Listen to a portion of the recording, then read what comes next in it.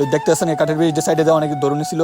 যাওয়ার পথে হঠাৎ করে দেখতে পেলাম এটি অনেক পুরাতন এতিমখানা মাদ্রাসা। গণে নিলাম মোট 6 জন, সবার পথে অনেক সুন্দর। তো দেখতে দেখতে চলে আসলাম। আসসালামু আলাইকুম everyone, welcome to the another blog. আমি আছি সোনাকান্দা স্ট্যান্ডে, এখন চলে যাবো আসমানিয়া বাজার। এখন সিনজিতে বসে পড়বো। এখন সিনজিতে বসে পড়লাম। যাওয়ার পথে দেখলাম একটি ধানের বোঝা নিয়ে একজন লোক আসতেছে, আমরা যাইতেছি। সামনে আরেকটি সিনজি কোর্স করার পরে দেখি আরো 2 জন বোঝা নিয়ে আসলো। তো দৌড়াইতেছে ওরা বোঝা নিয়ে। অনেক সুন্দর লাগে এগুলো দেখতে, আমার তো অনেক ভালো লাগে। আপনাদেরকে কেমন লাগে কমেন্টে জানাবেন। এখানে আরো 2 জন, গণে নিলাম মোট 6 জন, সবার পথে অনেক সুন্দর। তো দেখতে দেখতে চলে আসলাম কাছারি বাজার টু আসমানিয়া বাজারের রাস্তায়। তো যাইতেছি, সিনজি ড্রাইভার অনেক সুন্দরভাবে চালাচ্ছে, কিন্তু অটো দেখলে আমার ভয় লাগে, অটো ফাট করে মেরে দেয়, বলতে পারি না। যাওয়ার পথে হঠাৎ করে দেখতে পাইলাম এটি অনেক পুরাতন এতিমখানা মাদ্রাসা। মাদ্রাসার নাম হলো নান্দিয়া আশরাফিয়া মাদ্রাসা। মাদ্রাসা অনেক পুরাতন। মাদ্রাসা দেখতে দেখতে চলে আসলাম চোখের পলকে নারায়ণপুর এপার থেকে আমরা এই কাঠের ব্রিজ দিয়ে ওই পার যাবো। গত 1 বছর আগে বন্যার কারণে কাঠের ব্রিজটা ভেঙে গেছে, তারপর আবার নিচ দিয়ে কাঠের ব্রিজটা দেওয়া হয়।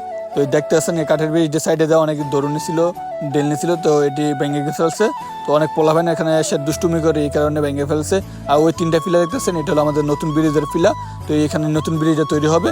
তো তারপর আমরা এই ব্রিজটা আপনারা দোয়া করবেন আমাদের জন্য, যে এই ব্রিজটা আমরা অতি শীঘ্রই পাই, কারণ এটা অনেক চলাফেরার ক্ষেত্রে অনেক কষ্ট হয়ে যায়। দেখতেছেন অনেক মুরব্বী এখান দিয়ে ওঠে।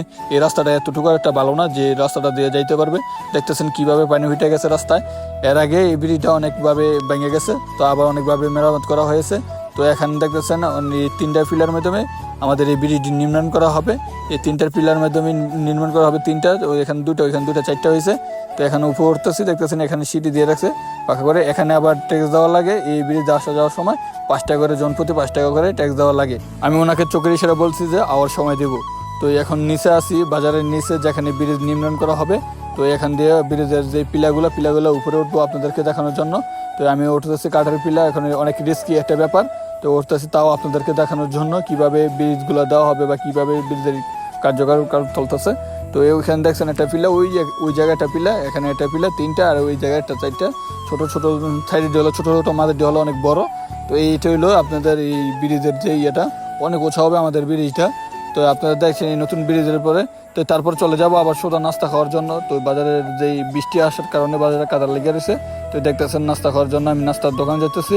তো নাস্তার দোকান যাওয়ার পরে আমি মামাকে বললাম যে মামা ভালোভাবে 2টা তুন্দুল বানাও আমার জন্য, আমি আজকে নাস্তা করবো তোমাদের দোকানে।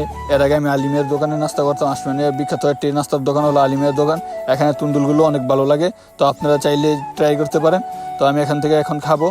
খাওয়া দাওয়া শেষ। মূলত আমি আজকে বাজারে আওয়ার উদ্দেশ্য হলো আমার যে আজকে আমি চুল কাটবো, তার জন্য আমি বাজারে আসি বলে অনেকদিন আসা হয় না।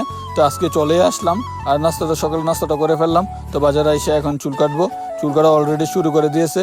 তো এই দেখতেছেন আমার গলায় যে টিস্যু দিয়ে ইয়েটা লাগাইছে, যে চুল কাটার ইয়েটা, তো এখন লাগাইতেছে। তো আমি ভিডিও করতেছি একটু আপনাদেরকে দেখানোর সুবিধার্থে, তো কিভাবে আমাদের চুল কাটে। এখন দেখতেছেন চুল কাটা অর্ধেক শেষ পর্যায়ে। তো আমার এক বাতিজা ছিল সাইমনকে বললাম যে একটু ভিডিও করে নে। ভিডিওর মাধ্যমে দেখতেছেন যে কিভাবে চুল কাটে। যে চুল কাটতেছে ওর নাম হলো মানিক। আসমানিয়া অনেকে চিনবেন, যে ওর নাম মানিক, যারা চুল কাটান আশেপাশে তারা চিনবেন অনেকে মানিক। ওর নাম মানিক, অনেক সুন্দর ভালোভাবে চুল কাটে। দেখছেন এখন আমার চুল কাটা শেষ, একটু বাড়ি দিয়ে নিলাম চুলটারে। তো আপনারা দেখতেছেন এখানে রাহাত বা সাইমন অনেকেই আছে আরো দেখতেছেন। তারপরে আমি চলে আসলাম আমাদের ওই দিক দিয়ে, যে দিক দিয়ে খাওয়া আছে ওই দিক দিয়ে চলে আসলাম। এসে দেখি যে অনেকগুলো শিপ এখানে থামিয়ে রাখছে, কারণ ওই দিক দিয়ে ব্রিজটা ভাসমান ব্রিজ, তার কারণে এখন দিনে চলতে পারে না। রাত্রে এই শিপগুলো যাইবে ব্রিজের মাঝখান দিয়ে ছুটানোর সিস্টেম আছে, ওখান দিয়ে ছুটাই দিলে রাতের 9টার পর ওইখান দিয়ে ছুটানোর সিস্টেম আছে। মাঝখান দিয়ে 2 বাঘ আছে, ওই বাঘটা ছুটাই দিলেই এই শিপগুলো যেতে পারে। তো আজকের ভিডিওটি এতটুকুই। সবাই ভালো থাকবেন, সুস্থ থাকবেন। আল্লাহ হাফেজ।